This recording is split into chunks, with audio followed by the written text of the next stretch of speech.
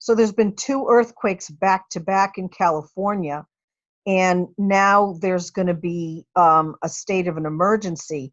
But the biggest problem with that is that that sanctuary state doesn't adhere to any laws whatsoever.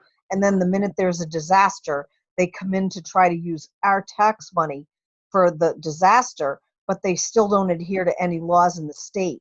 So there's a lot of people angry on Twitter that they're asking for help when they betray the state all the time, cheat in the voting, let illegals vote, destroy California.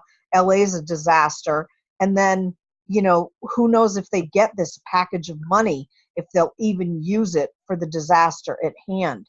So people are really on fire all over Twitter because although they want to help the victims that happen to be inside California that have this tragedy and have had damage, they don't want their corrupt government misspending any money that's allocated for a disaster and use it pretending they're helping the people that are hurt. And all eyes are open and people are awake.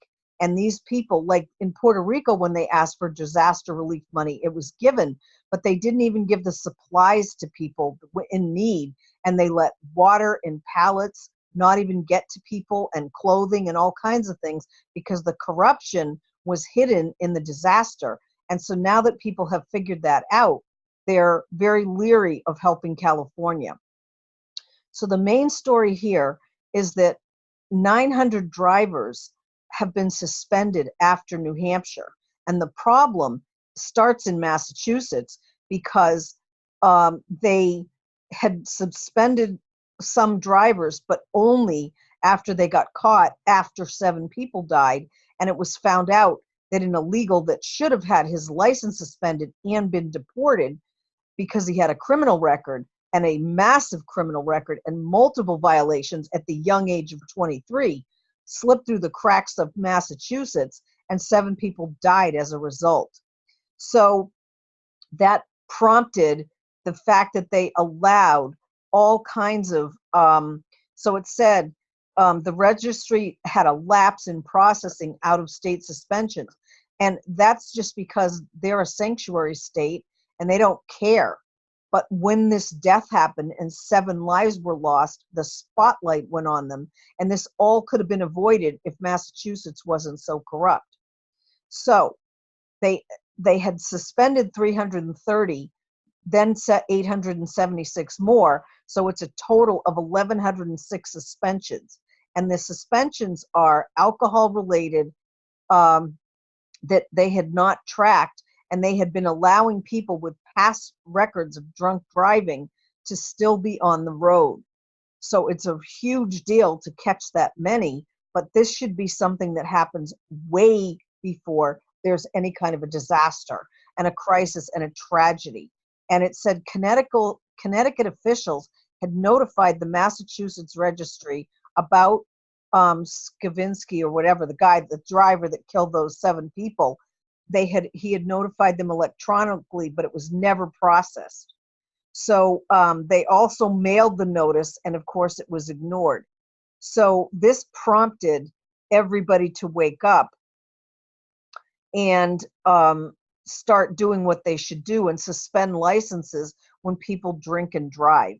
And it's a very, very sad thing. We never, ever stop things from happening. If they had suspended his license and deported him, those 7 people would be alive. But the way our history goes, we always wait until somebody's caught in all the corruption and all the scandals and all the things they're not supposed to do. And then we go, oh, yeah, we'll fix it now. So it's very maddening.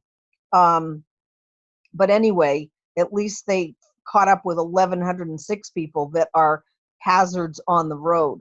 Also, this guy, he impersonated a cop, and then he was pretending he was a cop, and he got caught pulling over a real life cop. So that's a big deal. And who knows what in the hell's wrong with somebody. There's going to probably be more to this story. It's only 5 hours old. But here's the thing. what are you trying to do pretending you're a cop? Are you trafficking? Are you after women? Are you raping women? Are you selling drugs, dealing drugs? So he was 35 years old from Florida. He got caught impersonating a police officer because he stopped an off-duty deputy and tried to what? And so it says he was traveling eastbound when he pulled up behind him in a black Crown Victoria. He had a functional siren box and a light setup and a white and amber emergency light activated. And he had a CB radio. He had no handcuffs or firearms. But you know, this is scary because what are you doing pulling people over? And that's what happens when people get scared to trust a cop because you have somebody faking it. And again, who are you doing and why are you targeting people and whatever? So he was arrested and released on 2,000 cash bond. But here's the problem. Um, that is just a trigger switch for anybody else to do this.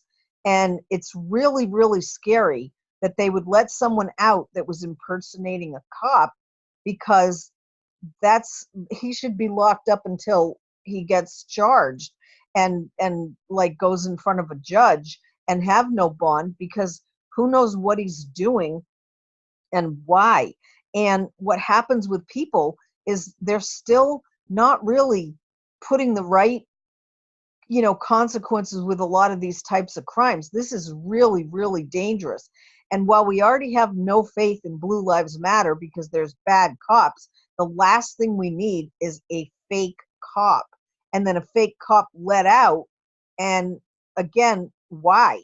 Because when someone pretends to be a cop, he could be doing all kinds of things and have gotten away with a lot before this that they can't even imagine, because I'm sure that wasn't the first stop he ever made. So again, who's he trying to pull over and why? And that's really, really scary. I'm really disappointed in our judges that they still don't do what they're supposed to do. And then they let all these criminals back out on the street without safeguarding everyone else. And just because you caught someone doesn't mean they're not going to try something else. By the time he's 35 years old and up to stuff that came up with a scam like this, he would likely have a criminal past already. And I just think it's ridiculous to let people like that out on the street. But every single one of these stories, they never tell us enough. They never make us feel safe. They're just headline hungry. And so they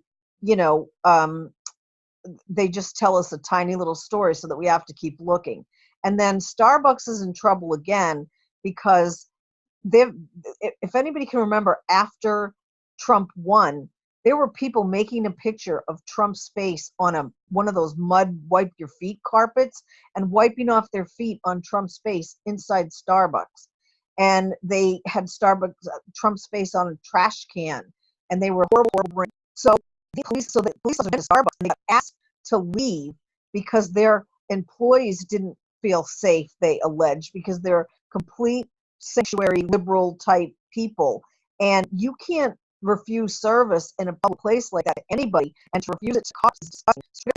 Once again, going after the corrupt company of Starbucks. Now, anybody else, I hate Starbucks, but I stopped going. I only went there back in 2014 and 15 when I didn't even know how bad this company was, and when stupid Oprah made her tea and aired it there, and I even helped that weekend. But after I found out all about the deep state and how corrupt they were, I started boycotting Starbucks in 2015. And I can't believe how many people still go pay for their overpriced, icky coffee. But anyway, they did it again.